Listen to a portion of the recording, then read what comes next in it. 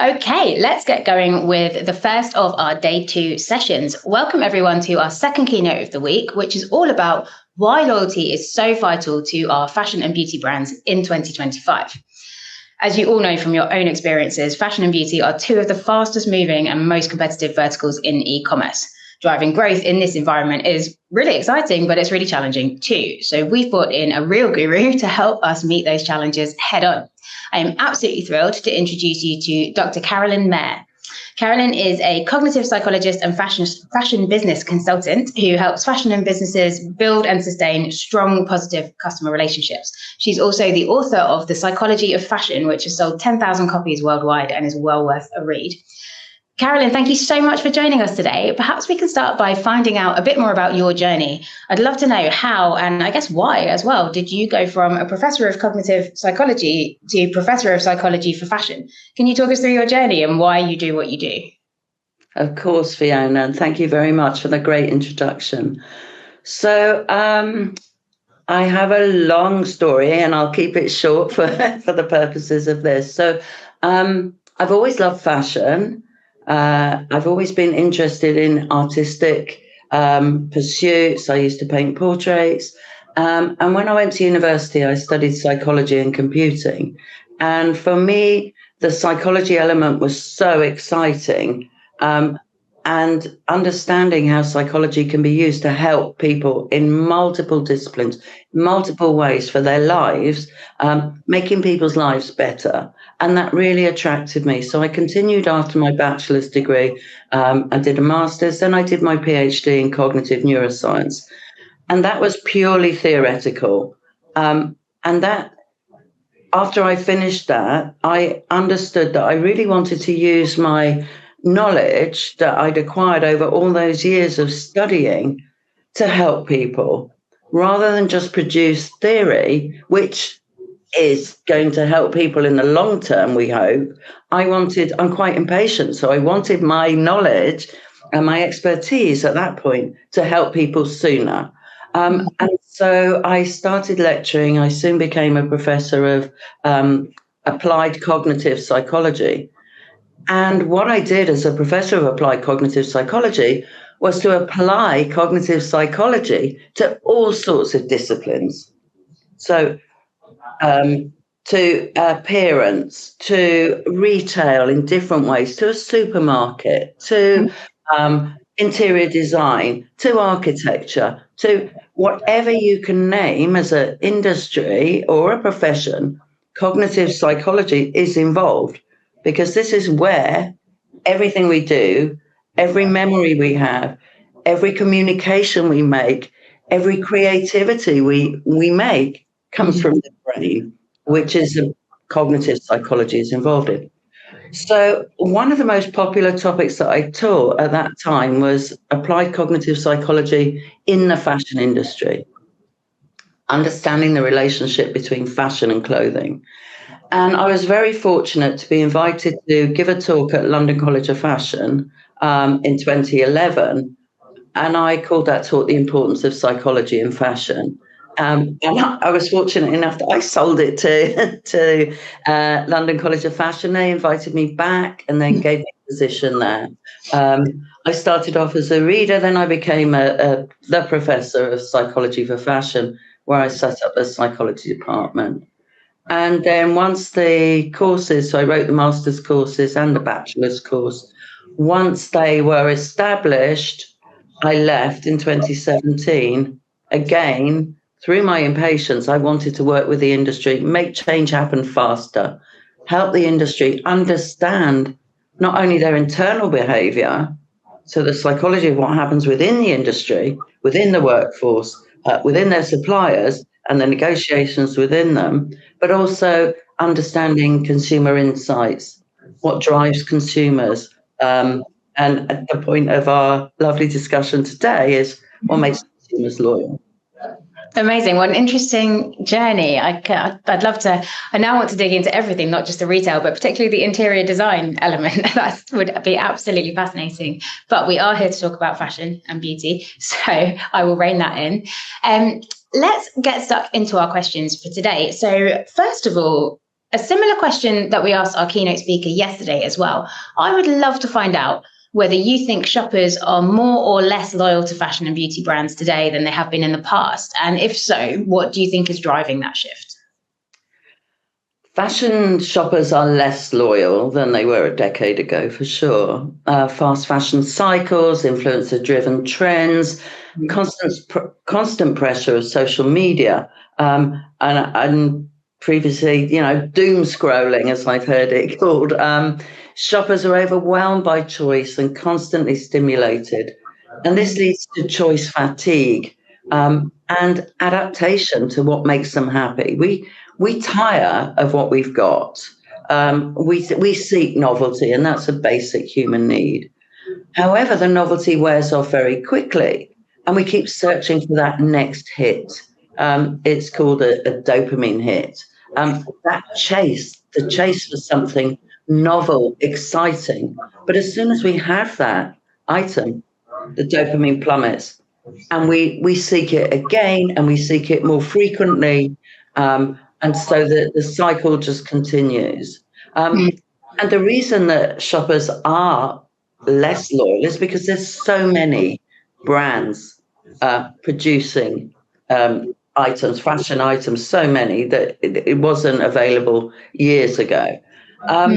So the ways of buying have changed on social media, just one-click buying on brands that people would never come across normally. Social media has a huge impact on the effect of reducing loyalty.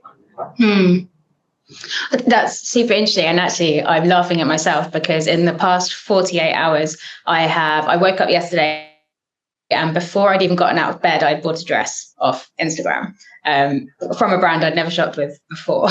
And then this morning, I got my outfit choice entirely wrong. And by the time I had made it into work, I had stopped and bought a jumper from a shop that I've never shopped in before. And it was two very polarizing experiences. One was completely the right ad at the right moment in my day, completely by accident. And one was convenience and I'm cold and I'm walking past a shop right now. And it was very interesting to see the two. But I think you're 100% right that what I find interesting, though, is you have this dopamine hit when you buy something, but then you've got all these brands to choose from. And I think the biggest challenge now then is how do brands keep in touch with you once you've made that purchase? How do they differentiate themselves? How do they keep sort of reaching you with messages so that you don't go on to the next thing that pops up, the next brand that pops up? You do actually go back to the one that you have purchased from and probably quite liked the product from. So I think it's, an interesting challenge. It is a challenge for brands for sure, but one of the biggest drivers of maintaining loyalty is the emotional alignment, the emotional narrative, getting consumers to feel that the brand aligns with their values, to understand that the brand understands them, understands who they are, understands what they want, understands what they need at that time. And that sounds a bit like magic. That could be, but it's not anymore, given that we have access to so much data and we have very good data analysts now. This is huge. We can drive personalization that is not fake, but is authentic, that is driven by what consumers do, not only by their recent purchases or their email address or their location, but also by what they do in their spare time, what they do when they're not buying clothes or buying products from that brand. So using psychographics, what are people doing? What are they spending their money on? What do they enjoy? And then we find all sorts of relationships between these data and between their purchase habits. But understanding that a brand is loyal, people are looking far more for authentic brands now. Brands that when they say they understand their consumers, they actually show the consumers that they do. So personalization can mirror identity, help customers feel recognized by what the brand offers. But also, keep this emotional narrative going. with the brand purpose. It needs to match because consumers are savvy now. Yeah, I understand. You bought something when you saw it on social media on one of the platforms. Yeah, I mean, it's very, very tempting. And also buy a jumper this morning because it's cold. But feeling that brand narrative aligns with your identity, but also with the brand's purpose. I think that can be quite challenging for fashion and beauty brands. So I'm thinking of some other brands like Nike, for example, sports brands in particular, who are able to, I love the idea of mirroring identity, and they're able to do that really well with things like, a cycling brand or a running brand like Nike can bring something like Strava into their loyalty program and give rewards for runs and cycles and things like that. And that really does appeal to people who feel that going out for a bike ride at the weekend is part of their identity, part of who they are, part of their activity. That's much easier for those brands than for fashion and beauty, potentially. I think finding that common ground to connect on is probably harder for fashion brands, maybe less so for beauty, because you can connect on things like what type of hair you have or the challenges that you're having around your skin, etc. Beauty potentially slightly easier, but for fashion, quite hard to mirror that identity, perhaps? Well, it can be when a brand tries to do everything to appeal to everyone. I think that can be difficult. And this is where the brand identity comes in. What are their values? What are they promoting? What is their style? I mean, obviously, they can have various styles, but we have a basic human need to belong. So we belong to social groups. And fashion is a way of enabling us to show our identity to social groups and dissociate ourselves from other social groups. And if a brand has knowledge about us, about what bands we like, which they can easily find now using psychographics, what fashions do those brands promote? Or, what styles do the bands use and wear? What do their fans wear that brands can then sell to the customers who like that kind of music? So it can be difficult, of course, and none of this is easy, and the competition is very, very stiff and increasing all the time.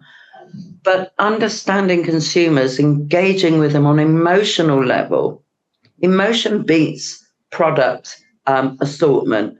It beats aesthetics. It's the loyalty that comes from understanding what drives that consumer, what matters to them. So if I'm a fan of a band, I want to see the clothes that the other fans wear. And yes, it is easier for Nike or for Adidas or for other sports brands. Potentially they can go for a particular sport, but there's no reason why fashion brands can't do that with particular music or lifestyle or life stage. Elements are much more interesting than segmenting on generations. Where I've seen brands fall down quite a lot is assuming that, there's a step change across generations, and people in generations are much more likely to be similar across generations than within them. There's variability across all age bands. Especially if you are focused on a common value, common cause, common activity, whether it's a band, a sport, etc. People of all ages can be very interested in those same things. That's a really interesting way of looking at it. Exactly. To build on that, though, I would love to know whether you think, obviously, slightly contradicting what we've just said, but are you seeing any generational differences or trends at play when it comes to fashion and beauty buying? Do you think that, for example, Gen Z is behaving slightly different to millennials when it comes to loyalty to these brands? Possibly, but if we're getting data from surveys or questionnaires, we have to take the results with a pinch of salt, because people tend to complete surveys to adhere to social preferences. So understanding if the survey comes from a brand that they've bought from, they might want to align their answers to that brand. Or it could be that people get bored answering surveys and they just tick down the, sometimes or neutral column. Surveys are not the best way to understand behaviour. Far better to use data now that is available. Absolutely.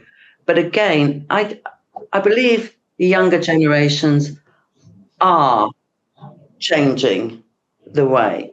They are becoming less loyal because they tend to shop more than older generations, and the choices are there for them.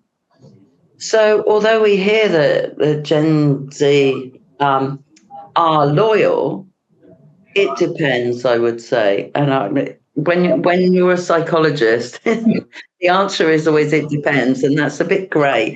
But it's just not black and white, because people do different things at different times. But the tendency, the norm, if a brand supports the values, provides emotional safety, and stands for something meaningful that reflects their values, then they will return. But this is not unique to younger generations.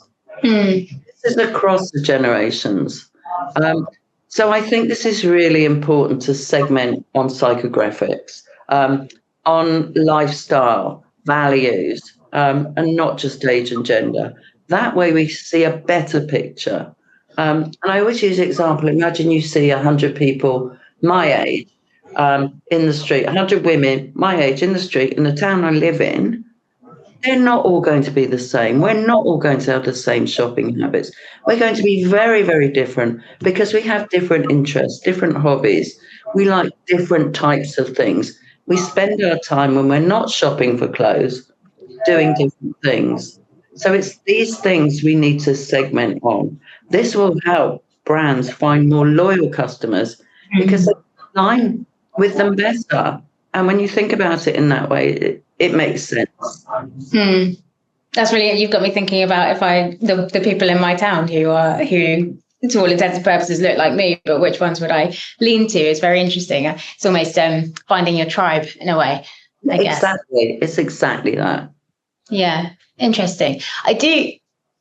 When a lot of the things we're reading at the moment, and a lot of the things we're seeing brands do, are slightly pointing towards Gen Z being a lot more passionate about sustainability. And actually the thing that is capturing their loyalty, which is extremely ironic in a world of fast fashion we currently live in, but the thing that is capturing their loyalty is brands who are more careful about the environment, brands who are giving them ways to be more sustainable with their shopping. And I think it's a very interesting contradiction for the younger generations. They have less disposable income, so these fast fashion brands that are popping up are very, very tempting, but they also have extremely strong principles around sustainability, etc. And that's a very interesting friction. Well, they say they do. They say they do. Right? They say they do. What you see if you go to the high street, if you investigate who is subscribing on social media, who is buying the products on social media, these are mainly younger people, not only sustainable. And this is because they're going to they're answering surveys. This is where we get the information from. They're answering surveys that suggest they are more value driven, value in terms of their values, about sustainability. But when you look at the actual evidence, it doesn't support this. Interesting. The fact they have less income doesn't mean they buy less. They might buy cheaper and more. Older people don't need so many clothes, particularly the retired community. I mean, we buy clothes for work. I'm not saying that retired people just disappear. Of course they don't. And they have other interests, but they buy fewer clothes that are more related to what they do. Whereas younger generations are still finding their self-identity. They experiment with clothes. So they actually do buy more.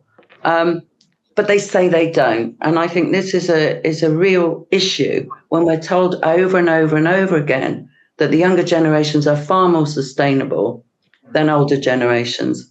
I simply don't see the evidence, the real evidence, other than from surveys, that backs this up.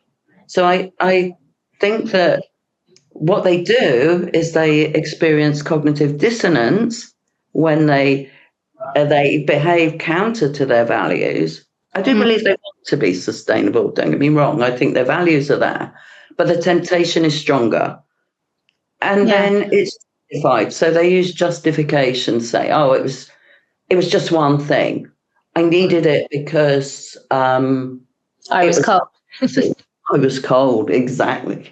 Oh, that's really interesting. We're seeing a real shift towards brands really motivating sustainability in their loyalty programs, in their ways of operating. You know, we're seeing people give points for recycling old packaging, points for products that are coming back. And one thing I'd love to hear your take on is the secondhand market, pre-loved.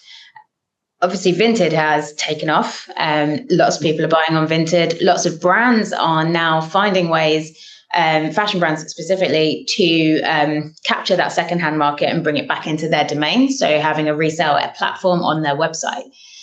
How do you think people mix that into their shopping habits? Do you get the same dopamine hit when the secondhand item turns up? Do you think? Are you seeing anything interesting in that area? Absolutely. 100%. So I did some research with Oxfam a couple of years ago for their secondhand September. And we actually found that the feeling of novelty, the newness of an item bought secondhand lasts longer than when we buy brand new. So I think it's fantastic that shops are introducing secondhand items, pre-loved, whatever you want to call it, into their collections. I think that's fantastic. And I think the dopamine hit can be stronger and the newness can last longer, or the love for that item, let's put it that way. It's because you don't know what you're going to find. Whereas if you use a brand that produces, we know it's trend driven, it's going to change every week. Okay, that's the novelty of that. But there are thousands, tens of thousands of these items around, all in the same color, all in the same shape. Whereas pre-loved, secondhand, it's like finding treasure. And the dopamine hit comes from hunting. It doesn't come from buying. So the dopamine hit is the searching for it. And we also might remember where we bought the item when we buy secondhand. I mean, I am a secondhand charity shop fiend. I love shopping secondhand. In fact, pretty much my entire wardrobe is comprised of charity shop finds. And I can nearly always remember the shop that I bought it in, in different towns, different areas. So, from a personal perspective, absolutely works. But I know some people have a bit of an issue about wearing clothes that other people have worn. There can be a stigma about it as well. So for people who perhaps had to wear hand-me-downs or secondhand clothing, or when they were children, and they feel now they don't want to do that. They have the status and the resources to buy new, and they want to do that. And that's fine as well. But I think the secondhand market is driving, and fashion just cycles over and over again anyway. Yes. Yeah. We have nostalgia given by these, which is amazing. It's super powerful to get this emotional connection with our clothes. So brands who bring in the pre-loved or secondhand items are really engaging. And I assume that they're doing it not only to sell the secondhand items, but they're hoping to also sell some new stuff as well. Yeah, 100%. And I think that does lead on to that very nicely. But it's the nostalgia piece. The loyalty you can get secondhand is phenomenal. I mean, I have been buying the same leather jacket. I'm on my third one now, thanks to Vinted. I absolutely love this jacket. And as you say, obviously the leather jacket is something that doesn't go out of fashion that much, but it does cycle. And I've been wearing this since I was in my early 20s. And I just keep, when it wears out, I find the same thing again on Vinted. And you're right, that actually the dopamine hit of finding that item that I loved from that brand that I really loved back in my early 20s is very real. Exactly. Yeah. And I can hear when you're talking about it, that emotion, that passion about it. And that's what we want when we buy something. We want to love it. We want to advocate for that brand when we're not buying their clothes. We want to talk about it with our friends. So absolutely. And you just demonstrated it there. And that's wonderful to see, that passion. We're less likely to feel like that when we buy something that is kind of ordinary, I think. Not saying your leather jackets, it can be ordinary. It's nothing special either. Yeah, it was a great demonstration.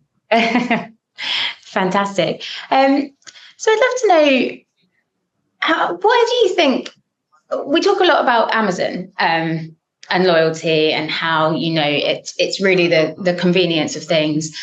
And you can now buy clothes on fashion. You've always obviously been able to get the beauty products. A lot of people will buy beauty products from the brand initially, but then unfortunately move on to buying them from Amazon because they're that little bit cheaper, perhaps. They can get it delivered the same day, or if not, definitely the next day. Do you see Amazon changing people's shopping habits? Obviously it's been around for a long time. It's been changing habits, but what's the most interesting thing there for you? Yeah, I think you're right. Amazon, the reason Amazon is so good at what they do is that they have a huge resource of data. And they know exactly what you're doing. They know when you go on a holiday, and then they promote your holiday, your summer wardrobe or whatever it is where you're going. They know exactly what you're doing. They know the films you watch. They know the music you like. They know the books you read. They know about your house. They know when you turn on your TV. They know everything about us. So this is why Amazon is so powerful. And because of the economies of scale, they can cut the prices a little bit. And we are tempted by the same product at a cheaper price. And that is a problem for brands, for sure, for smaller brands. But they have Amazon brands that are not Amazon on Amazon as well, which you can buy from. But they tend not to have the same guarantees necessarily. You might have to pay for returns, which could put people off. But in a sense, that might help people not buy multiple items and with a mindset of returning them, which is also problematic. And very expensive. Yeah. I'm sorry, interrupting you. No, sorry, that was me interrupting you. And just returns, when people are buying multiple items to return, it's so expensive for brands. It's hugely and damaging for the environment. But also we don't know what happens to the items when they go back to the brands. That is true. They don't always put them back for sale. No, absolutely. And do you think brands need to match the convenience levels that Amazon offers? I mean, it's very difficult to. Or do you think that ultimately, if the emotional connection that we talked about earlier, if that is there, do you think that is enough to outweigh a slightly cheaper price and the convenience that Amazon can offer? Absolutely. But it takes a change in mindset. It takes this feeling that the brand shares my values, the brand knows me, the brand understands what I want and what I do. So the emotional connection top trumps pretty much everything. And the only way we can get that really to drive personalization that's authentic, that doesn't say when we've bought a winter coat, then send me 20 winter coats to choose from, that understands, maybe it sends me the recommendation engine say, here's a pair of boots that would go with your coat. Or that it understands where I am. So brands talk about brand identity, brand personality, brand DNA. These are human terms. And these these human terms need to reflect humanity, if you like, the human part of the brand. And when they do, the customers really can align with them. Brand's personality matches my personality. Where I'm feeling now, that brand's DNA is like mine. That brand's value drives their behavior in the same way that I behave on a daily basis. That emotional connection, that strong connection, is a reciprocal relationship between the brands that forms this kind of sense of, I've got a friend in that brand. And when we've got a friend, we might call them and say, do you want to meet this afternoon for convenience? And they say, oh, I can't meet, but maybe next week. We don't dump the friend. We'll wait. Yeah. So, getting this connection is super important. Yeah. And I think we're seeing brands improving there. A lot of brands we work with, obviously it's getting harder to collect customer data in some ways. We do have a wealth of it, but cookies disappearing a little bit. People are getting more careful about who they share their data with, etc. It is getting slightly harder. But a lot of brands are really building things like quizzes and profiles into their loyalty program specifically, but I'm sure other areas of marketing too. For example, we have the Inky List, a lovely beauty brand who has a hair and a skin quiz. So you can take the quiz and find out what products are best for you, but then obviously they can start recommending the right things for you based on, exactly as you say, your personality and your persona. So I think it's nice to see brands finding ways to actually ask for that information in a way that they can then use it helpfully, rather than just for those kind of, as you say, those blanket ads. You were looking at winter coats. You must still want a winter coat despite it being 3 weeks later, Yeah. So it's nice to see more of that. Absolutely. One of my colleagues actually shared a really interesting video with me last night. Not fashion or beauty related. This was a pet brand, but I found it very interesting. It was, I think the brand might have been Chewy, and it's very sad, but it was around when pets pass away. The dog food is on subscription. And obviously the last thing you want 2 weeks after your pet passes away is for a bag of dog food to arrive. So I assume you have to notify the brand, but when you do, they will credit you the last bag that you bought because you probably haven't finished it and it's going to have to get thrown away. And they will send you a bunch of flowers. Oh.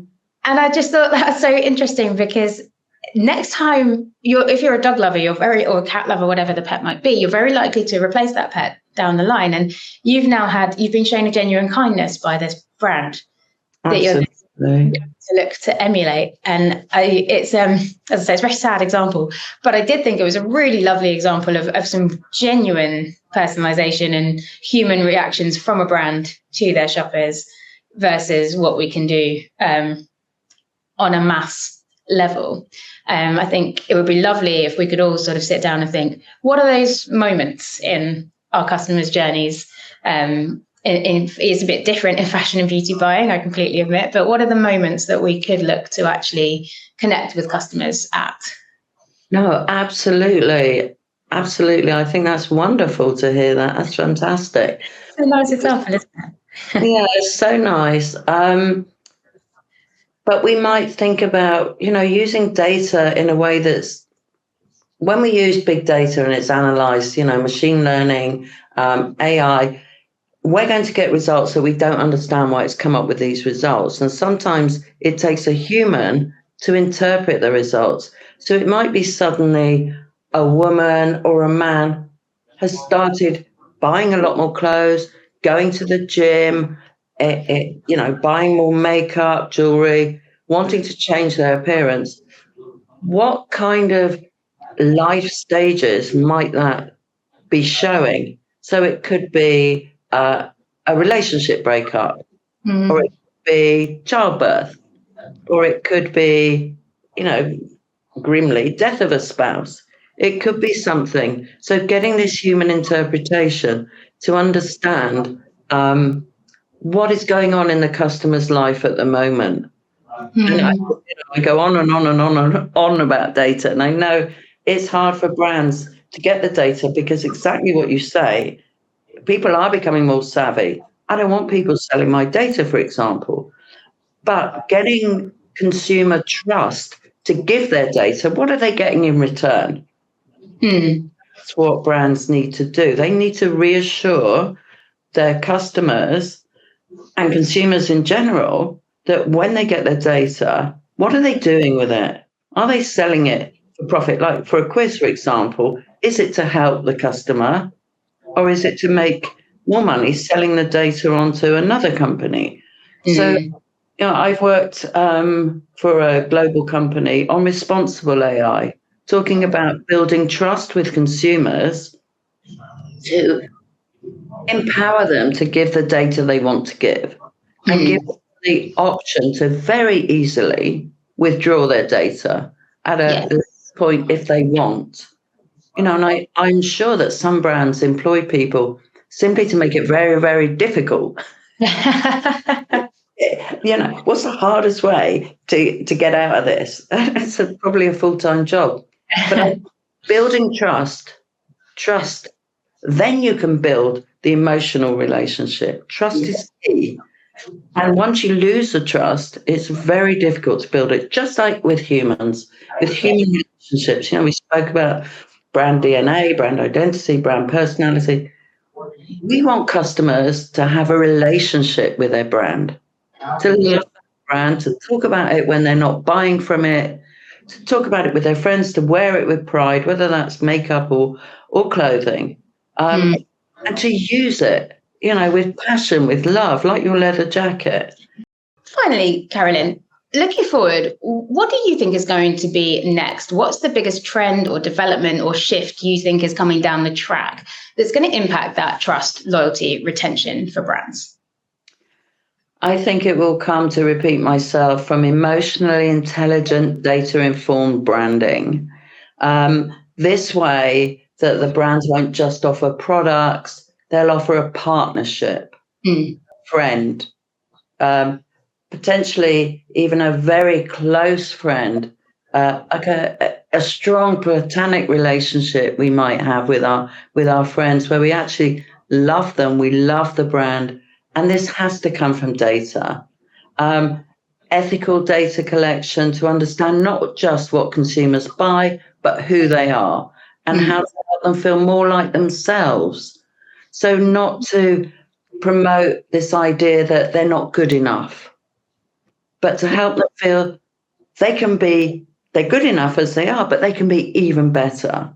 This strikes me very much with makeup. Not to change our appearance, because that's, we are who we are, but to enhance who we are, to enhance our self-esteem, to enhance our self-concept, to make us feel better. But it needs to be value-based and helpful. And at the same time, the community that a brand builds will become a real loyalty driver. People want community. We see it in Nike all the time. They even have running clubs, real face-to-face running clubs. That's probably difficult for brands, but they could have in-person events, potentially at flagship stores. They can have online conversations like we're doing. They can support customers putting images up with hashtags on social media, that kind of community. People want to feel part of something. Sharing their values, their aspirations, and their aesthetic.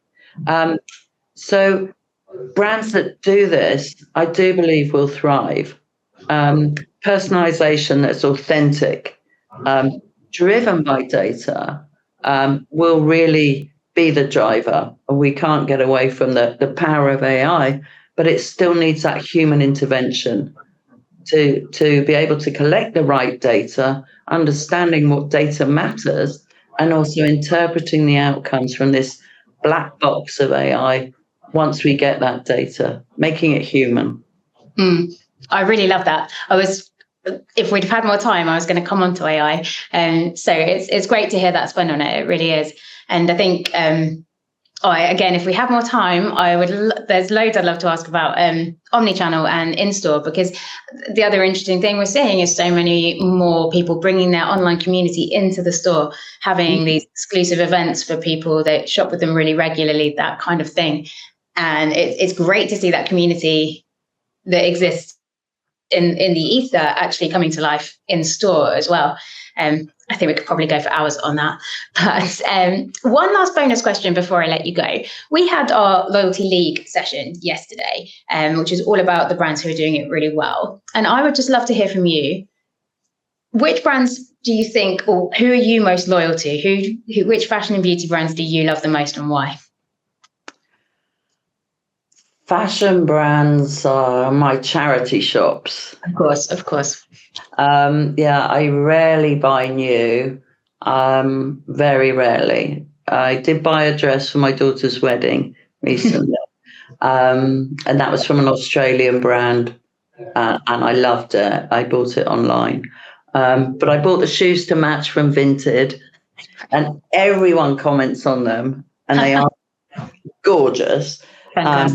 Bronze shoes with a heel like that. They're beautiful. Beauty brands, I don't really, I ask when I go in a store. I'm not great at beauty brands, I will say. I bought a Chanel lipstick on my holiday. Because it stays on. I'm not very good at lipstick. I might buy a brand that shows demonstrations of how to use it. Interesting. I think that's quite helpful, but whether I'm loyal or not, probably not to beauty brands, I'm afraid. Fair enough. That's interesting in itself. Fantastic. Well, I'm afraid we are going to have to wrap up there. Carolyn, thank you so much for joining us today, sharing so many insights. I found that absolutely fascinating. So pleased to have had you as part of the Loyalty Connect lineup. If you would like to hear more from Carolyn, then I highly recommend checking out her book, The Psychology of Fashion. You can find that in most good bookshops or on Amazon as well. Thank you again, Carolyn. We will let you leave the stage as we head into our next session, all about fashion and beauty benchmarks and how to hit them. I will be back very shortly. Stay tuned. Thank you, Fee. Bye. Thank you.